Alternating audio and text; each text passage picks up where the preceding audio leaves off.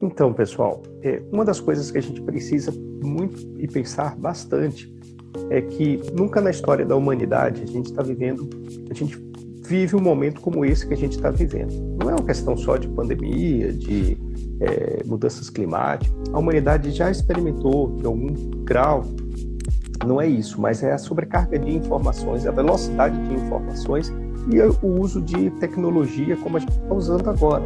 Nós não fomos criados assim, nós que eu estou dizendo, nós acima dos 35, dos 40 anos, nós tivemos uma aprendizagem que é chamada aprendizagem analógica, análoga ao conhecimento. E hoje a gente está tendo também, digamos assim, a oportunidade, se a gente pode chamar de oportunidade, de vivenciar doença psíquica tudo ao mesmo tempo.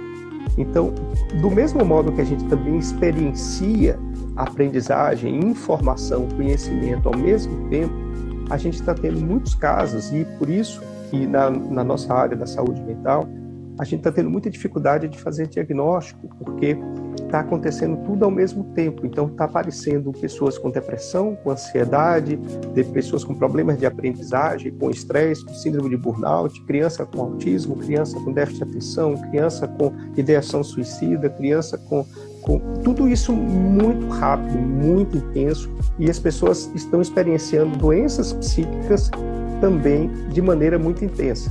Nós já estamos nessa jornada aí há mais de 20 anos.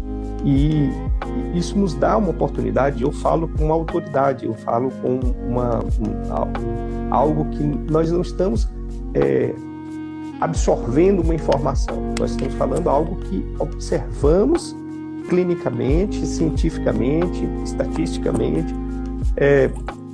E que bom que hoje a Sociedade Brasileira de Psiquiatria, a Sociedade Brasileira de Pediatria, né, e a Sociedade Brasileira de Neurologia já tem também alertado e observado esses dados que a gente observou desde 2013. Veja, desde 2013 nós talvez fôssemos até um dos primeiros a alertar sobre isso de maneira... e colocamos isso inclusive em um livro, de uma maneira assim, com propriedade, porque a gente nos chamou a atenção dos primeiros casos que chegavam.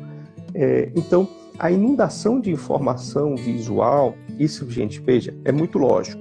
É só a gente entender o seguinte: eu tenho um filho de 2 anos e meio, e eu tenho um outro filho de 11 anos. Parece assim que a gente está falando de comparar gerações e tal. Em 10 anos, não se compara a geração em 10 anos, mas a gente já tem hoje diferenças em 10 anos. Eu tenho 2 filhos e já consigo observar isso dentro de casa. É uma mudança completa. Então, nós, além de termos um ambiente de sobrecarga de informação, nós temos crianças aí com uma velocidade de captação de informação. E nossa estrutura cerebral dos pais não é a mesma que é dos filhos, e, portanto, a gente tenta até compensar, achar que está tudo bem, que é normal, que faz parte da realidade. Só que o processamento cerebral precisa de um período de acomodação. E se eu tenho uma inundação de informação visual, e observe, olha a diferença. Quando eu coloco um livro para que a criança possa estimular isso desde pequena, a criança pode fazer isso desde que nasceu. Ela pode ficar ali olhando o estímulo visual do mesmo modo que ela pega o celular. A diferença do livro é que a luz ilumina o livro. E se a luz ilumina o livro, a gente tem uma outra reação com o estímulo e, portanto, eu forço minha visão para captar aquele estímulo. Quando eu tenho tela, é a tela, a luz, que vai iluminar o olho. Então, existe uma recepção visual da informação. Pessoal, isso no cérebro acontece o seguinte: o que está sendo desenvolvido, ao invés de desenvolver áreas de conexões para o entendimento lógico, está sendo desenvolvido o córtex visual. E aí a criança fica com uma inundação na área visual. Para vocês terem uma ideia, é como se a gente tivesse uma casa com muitos quartos e você joga tudo no quarto do fundo. Então, aquilo ali fica acumulado de informação só em uma área e, portanto, as outras áreas não desenvolvem. E aí a gente está tendo muitos casos de problemas com essa inundação de informação que podem precipitar vários problemas, como déficit de atenção, inclusive fenótipos de autismo, né? Fenótipos de pessoas que têm dificuldades de habilidades sociais, dificuldades de interação, dificuldades de recepção. Você fala, Cleber, você está dizendo que o autismo é causa disso? Não, não estou dizendo isso. Estou dizendo que pode parecer ser autismo e não é. E a forma como tem que fazer isso é mudando também a didática de aprendizagem, de ensino.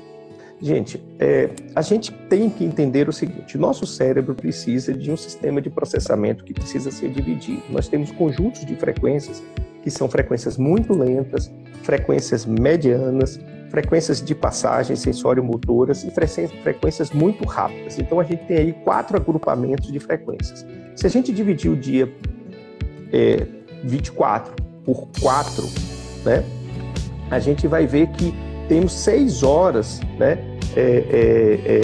de aprendizagem, digamos aí, para cada frequência. Seria, digamos assim, o ideal que o cérebro pudesse dividir, ou seja, 6 horas de sono profundo, 6 a 7 horas de sono, seria ideal para restaurar o cérebro. Ou seja, daquela frequência muito lenta, 6 horas de relaxamento, 6 horas de intensidade. Isso seria, digamos assim, o ideal para divisão dessas frequências. Mas para quê? Ou seja, se a gente pensar nisso, a gente não pode ficar muito tempo durante essa exposição.